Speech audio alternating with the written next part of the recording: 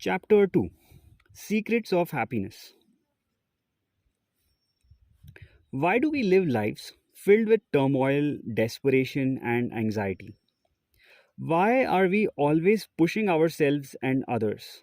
Why do we have small dribbles of peace, love, and happiness? Why is it that human beings are characterized by bickering and turmoil that makes animal relationships with their own species seem peaceful in comparison?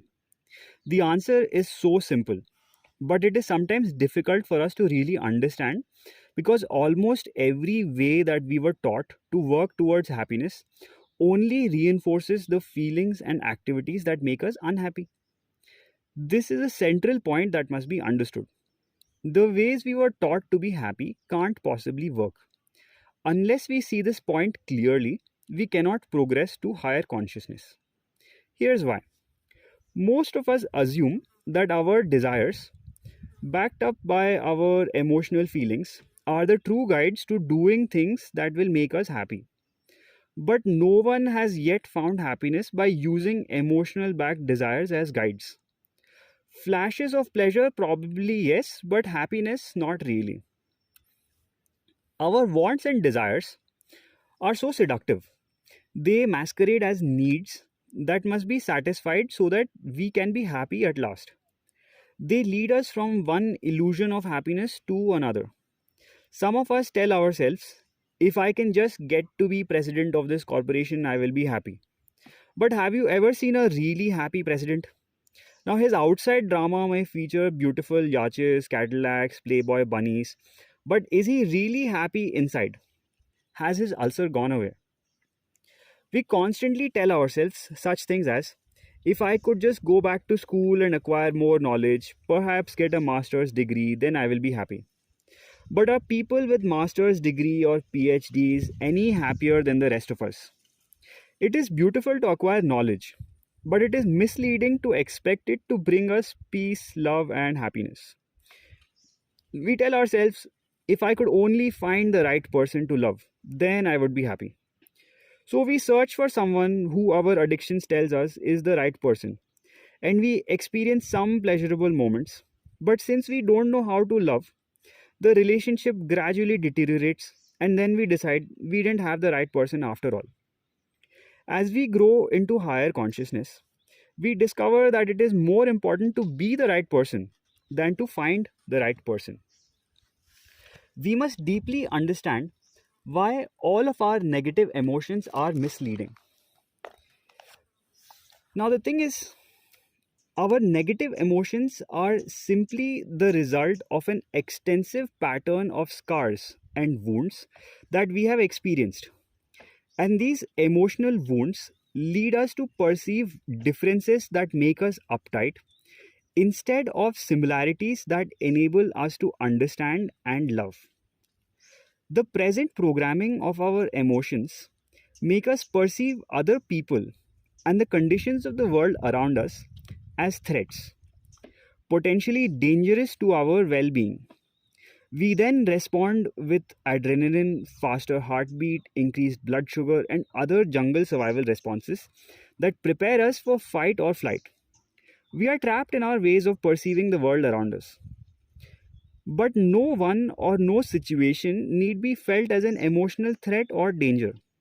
When we see things with the clearer perception of higher consciousness, think of the most threatening situation that you have felt in the last day or two. Are you about to lose your job?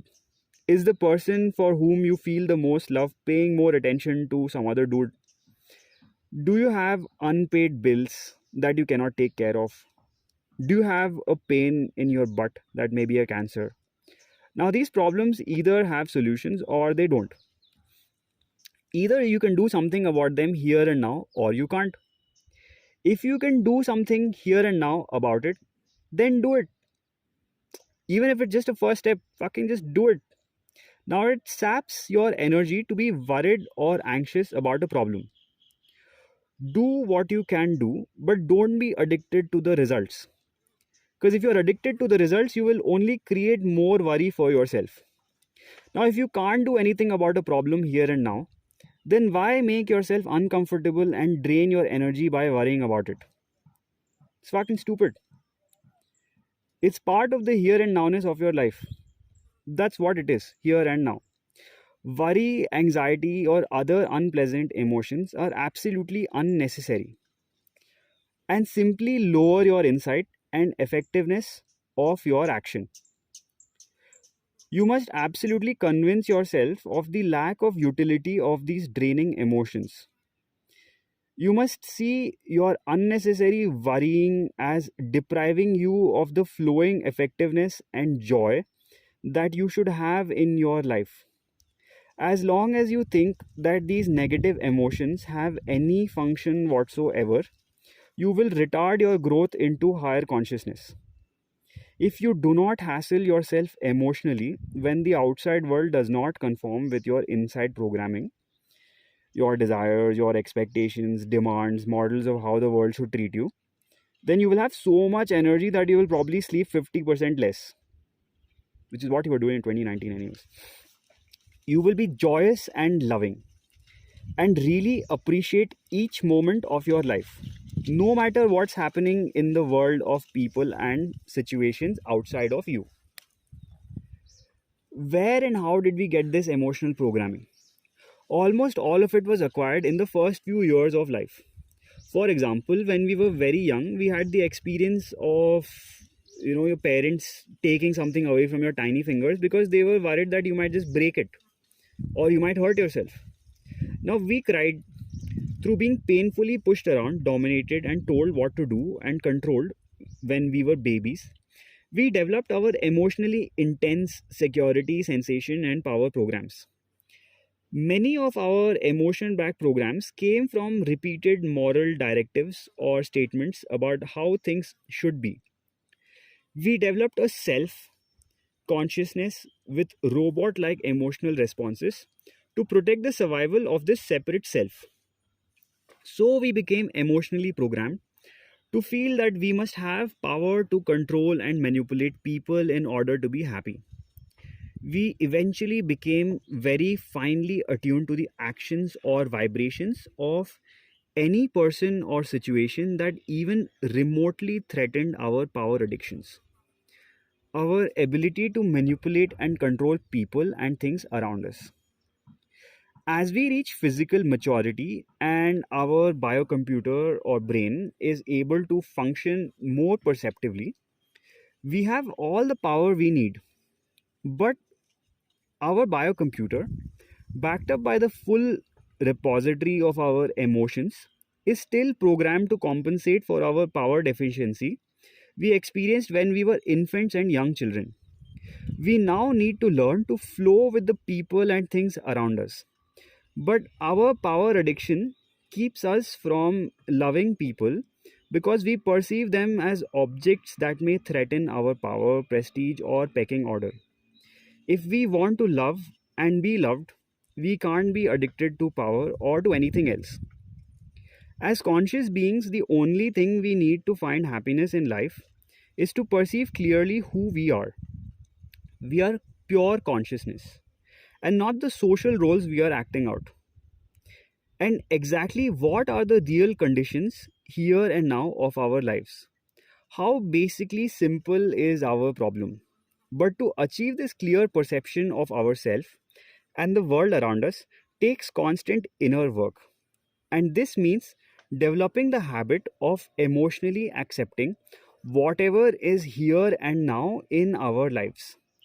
For only an emotionally calm biocomputer can see clearly and wisely and come up with effective ways to interact with people and situations. Our power addiction is only one example of the happiness destroying programming that we put into our biocomputers when we were too young to perceive the realities of the world in which we live. Although we now have the ability, the basic capacity for clear perception, the operating instructions we gave our biocomputer anchor us to the lower levels. So we are unconsciously trapped. Here and now is the reality of our lives. And it is only from the conditions of the present that our future can be generated. But our present addictions, demands, and expectations dominate our consciousness and force us to spend most of the time we are awake in protesting and pouting about the here and now situations in our life. This lowers our perceptiveness and keeps us from finding effective solutions to our problems. The living love way to higher consciousness shows us how to break through this trap, to free ourselves, and to find our full potential as human beings. That's about for chapter 2. See you in the next one.